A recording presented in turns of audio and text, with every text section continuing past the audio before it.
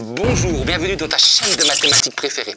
Dans cette vidéo, on va apprendre à étudier la position entre deux courbes pour tous les cas de figure. T'es prêt? C'est parti? Let's go! Donc dans cet exemple, si vous savez appliquer cet exemple, vous savez tout faire. Donc on a une fonction qui dépend de la fonction exponentielle. Bon bah c'est pas grave, on va rappeler rapidement les propriétés, ne vous inquiétez pas. Mais surtout la difficulté ici, c'est que, comme vous le voyez, notre fonction dépend de k. Donc en fait ici on n'a pas une fonction, on a une infinité de fonctions. On a par exemple la fonction f1 de x, f2 de x, f50 de x. L'objectif, c'est d'étudier la position entre deux courbes. Un petit rappel, comment on fait pour étudier la position entre deux courbes? Si vous avez deux fonctions f et g, vous devez faire f de x moins g de x, blablabla, bla, bla, bla, et à la fin, vous devez étudier le signe. Ça veut dire on veut savoir si c'est positif ou négatif. Ne vous inquiétez pas, on va refaire ça ici.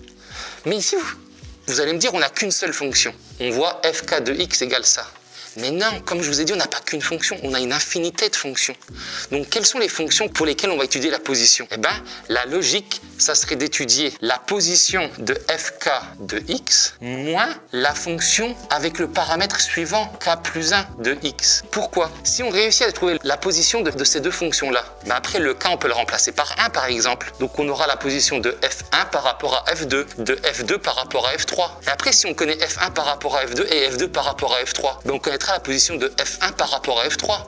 Bon, vous inquiétez pas, on y va pour les calculs, vous allez voir. Donc, on y va pour les calculs. Calculons fk de x moins fk plus 1 de x. Donc, on veut savoir la position qu'il y a entre la fonction fk et fk plus 1. Donc, ça, c'est égal à quoi?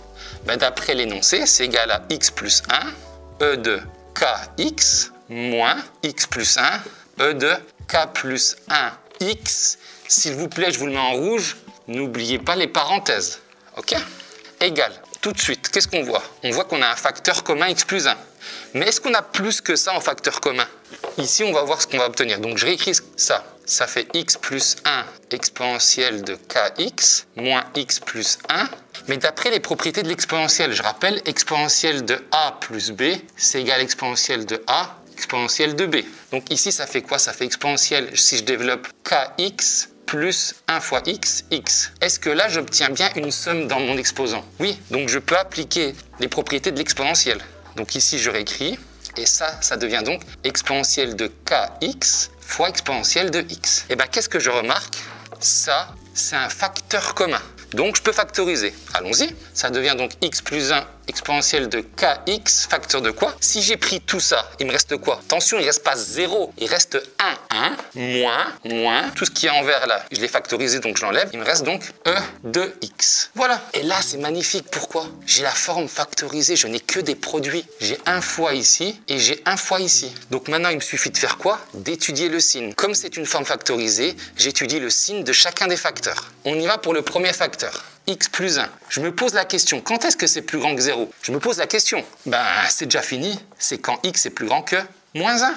Boum, c'est fini. Deuxième, e de kx. Quand est-ce que c'est positif? Je me pose la question. Eh bien, on rappelle les propriétés de l'exponentielle. Elle est tout le temps positive. Tout le temps, quoi qu'il arrive. Donc ça, c'est déjà tout le temps positif. Toujours. Et enfin, j'étudie 1 moins e de x. Quand est-ce que c'est positif? Je me pose la question. Ben on y va, le 1 je le mets là, ça devient donc moins e de x plus grand que moins 1. J'enlève les moins, donc je dois switcher mon signe inégalité. Donc ça fait e de x plus petit que 1. 1, on sait que c'est e de 0. Donc ça je l'enlève et je dis que c'est e de 0. J'enlève les e, il me reste donc x plus petit que 0. C'est positif quand x est plus petit que 0. Voilà, j'ai le signe de chacun des facteurs. Maintenant je fais quoi? Tableau de signes. Donc je mets quoi dans mon tableau? X, je suis entre moins l'infini plus l'infini. Quels sont les facteurs de ma fonction? Donc j'ai le facteur x plus 1, j'ai le facteur ekx, j'ai le facteur 1 moins e de x, ben, le produit des trois, ça me fait quoi? Revenez en arrière au début de la vidéo si vous avez oublié. Et en même temps, n'oubliez pas de liker et de vous abonner à la chaîne. C'est f de k moins fk plus 1 de x, peu importe. Et après qu'on a fait la différence, qu'est-ce qu'on va en conclure? Ben, on va en conclure la position entre ces deux-là. Donc on écrit position. Ok, d'après mes calcul, je sais qu'ici, il va y avoir un changement de signe en 0. Donc, je mets 0. Mais ici, il y a aussi un changement de signe en moins 1. Donc, je dois mettre le moins 1 et le 0. Tac, tac. Quand est-ce que x plus 1 est positif? X plus 1 positif quand x est plus grand que moins 1. Donc, quand c'est plus grand que moins 1, c'est positif, sinon c'est négatif. Il y a un changement de signe, 0. L'exponentielle, tout le temps positif, plus, plus, plus. Ça ne s'annule jamais. 1 moins EX, quand est-ce que c'est positif? Quand x est plus petit que 0.